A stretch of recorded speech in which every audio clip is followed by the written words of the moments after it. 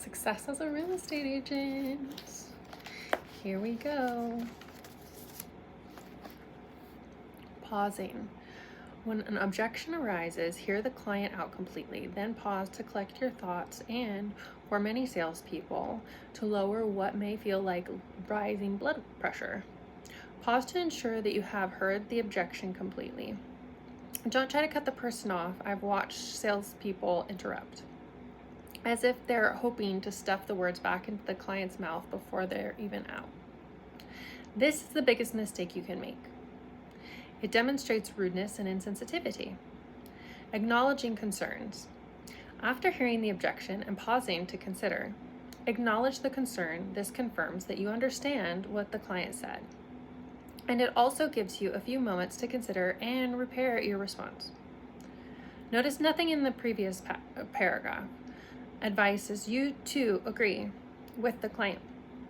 You can acknowledge the concern and thank the client for bringing it up without saying that it's right. You can acknowledge by using any of these phrases. I understand your concern in this area. That's a really terrific question. I'm glad you asked. I can see where that might cause you concern.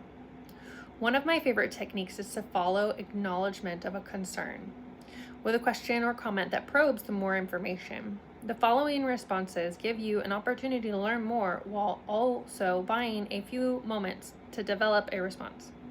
I understand your concern in this area. Why do you feel that way?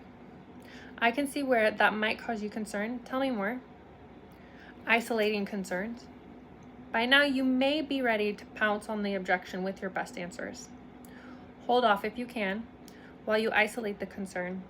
Isolation at its fundamental level asks, if it weren't for this concern, we'd be working together, right? By isolating, you cause the prospects to lay all their concerns on the table. Through this one step, you learn everything that is standing between you and a signed listing contract. Use any of these isolation scripts as you help sellers get their concerns out into the open. Is that the only concern that holds you back from moving forward with me? Suppose we could find a satisfactory solution to this important concern of yours. Would you give me the go-ahead? If this problem didn't exist, would you be ready to proceed right now? By isolating the concern, you learn exactly what you're up against. You may surface another objection in the process, which is why many agents shrink away from this step. But you would have heard it later anyway. Thank you. See you guys later.